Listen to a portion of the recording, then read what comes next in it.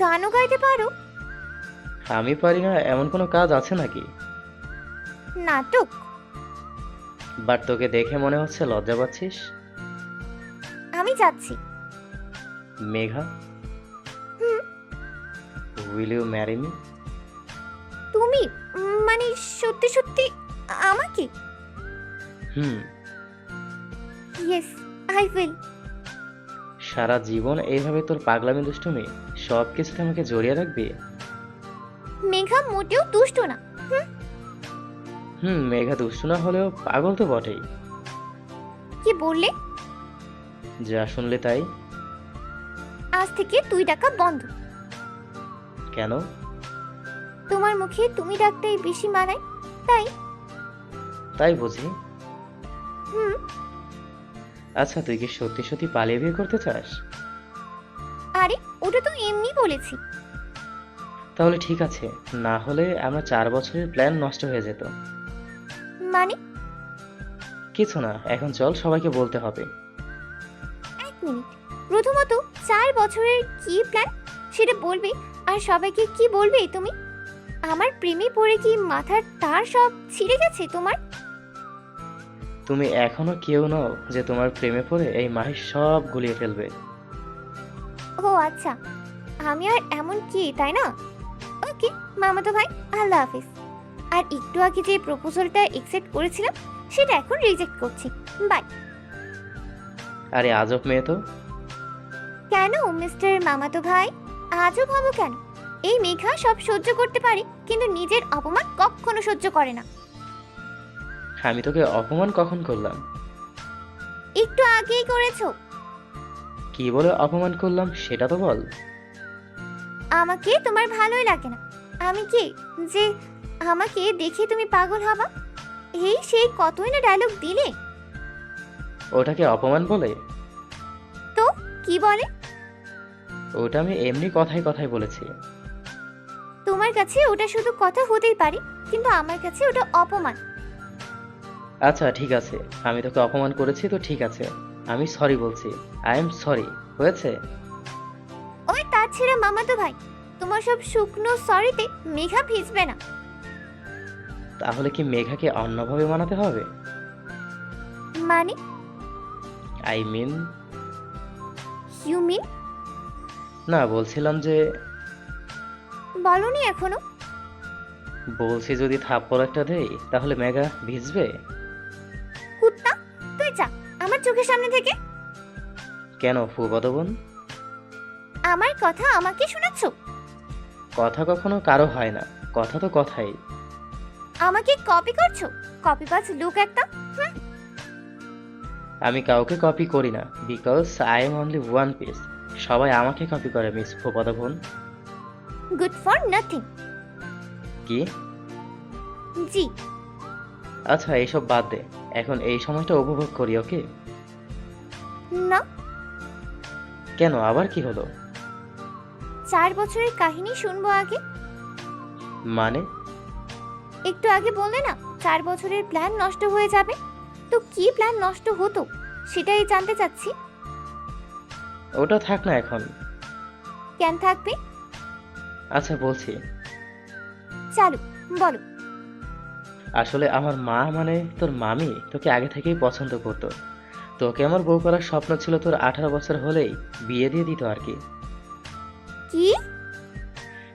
সবাই যেহেতু রাজি ছিল তাই ঠিক করা হয়েছিল। আর 18 বছরের জন্মদিনে তোর আর আমার এঙ্গেজমেন্ট করে রাখবে, তারপর পড়াশোনা শেষ হলে বিয়ে। আমার বাড়িতে আমার চোখের সামনে আমার বিয়ে ঠিক হয়ে গেল, আর আমি কিছুই জানি না? তোকে কেউ জানতে দেয়নি তাই জানিসনি। কিন্তু আমাকে জানানো হয়নি কেন? তোর পড়াশোনার উপর এফেক্ট পড়তো যেটা আমি চাইনি, তাই। কিন্তু তোমাকে তো আমার পছন্দ নাও হতে পারতো তখন। তোর মতামত নিয়েই সব ঠিক করা হয়েছে। মানে আমি কখন তোমাকে বিয়ে করার জন্য মত দিয়েছি? আজব কথাবার্তা একদম বলবে না। তোকে ফুপি জিজ্ঞেস করেনি আমাকে তোর কেমন লাগে? করেছি হয়তো। হয়তো না, তোকে করেছে। আর তোকে এইটাও জিজ্ঞেস করেছিল, তোর সামনে দুটো অপশন, একটা আমি অন্যটা তোর ফ্রেন্ড, তাদের দুজনের মধ্যে তুই কাকে বেছে নিবি? তখন তুই 1 সেকেন্ড না ভেবে আমার কথা বলেছিলি। কি বুদ্ধি গো তোমাদের! আমার অজান্তেই আমার মতামত নিয়ে আমার বিয়ে ঠিক করে ফেললে। হুম। কিন্তু আমার একটা কথা আছে এখানে। কি কথা? তোমার সাথে যদি আমার বিয়ে ঠিক হয়ে থাকে তাহলে তুমি আমাকে পাত্তা দাওনি কেন? এমন ভাব নিয়ে চলার কি কারণ? দেখতে চেয়েছিলাম আমার জন্য কত পাগলামি করতে পারিস। আজ প্রথমবার নিজেকে গাধা মনে হচ্ছে। সেটা তুই আজ না, অনেক আগে থেকেই ছিলি। কি বললে? বলছি এখন এত ঝগড়া করার দরকার নেই। দেখ কি রোমান্টিক ওয়েদার, চল প্রেম করি। কিন্তু আমার আরো একটা প্রশ্ন আছে। আবার কি প্রশ্ন? আমি তোমার প্রেমে পড়ার আগেই তুমি আমার প্রেমে পড়েছিলে? হুম। কখন পড়েছিলে সেটা বলো। তোর যখন 5 বছর বয়স তখন। কি? তুমি একটা 5 বছরের বাচ্চার প্রেমে পড়েছিলে? হুম। কিন্তু কি দেখে? আমার প্রতি তোর কেয়ার দেখে। আমি একটা 5 বছরের বাচ্চা ছিলাম, তাহলে তোমার কি এমন কেয়ার করেছিলাম যার জন্য তুমি একদম আমার প্রেমে হাবুডুবু খাচ্ছ? আমি আর আমার বন্ধুরা মিলে খেলছিলাম, তুইও ছিলি, আর আম্মু ভিডিও করছিল। আমার একটা ফ্রেন্ড আমার হাতের উপর ভুলবশত ব্লেড দিয়ে কেটে দেয়, আর ও ভয়ে পালিয়ে যায়। তখন আমার সাথে তুইও কান্না করছিলি। এরপর যখন ছেলেটা সরি বলতে এসেছে, তুই ওকে যেভাবে মেরেছিস। ওই হ্যালো, আমি তখন একটা বাচ্চা ছিলাম, তাহলে এত জোরে কিভাবে মারলাম? বাচ্চা হলে কি হবে, ওই যে কথায় আছে না, ছোট মরিচের জাল বেশি, সেটাই হয়েছে। আর তুমি বুঝে গেলে এই মেঘাই আমার ভবিষ্যৎ, তাই না? তখনও না। তাহলে? যখন তুই তোর ওই ছোট ছোট হাতগুলো দিয়ে আমার কাটা জায়গায় হাত বুলিয়ে দিচ্ছিলি, তখন প্রথমবারের মতো তোর দিকে অনেকক্ষণ তাকিয়েছিলাম।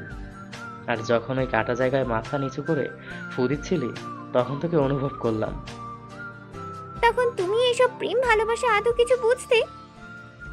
হয়তো বুঝতাম না, কিন্তু সময়ের সাথে সাথে বুঝতে পেরেছি। এখন ওই ভিডিওটা দেখলে মনে হয় যেন আমি ওই দিনই তোর প্রেমে পড়েছি। তোমার প্রেমের কাহিনী শুনতে শুনতে আমার ঘুম চলে আসছে। আমার লাভ স্টোরি এতটাই বোরিং? তুমি যতটা বোরিং ভাবছো তার থেকে বেশি বোরিং। কেন?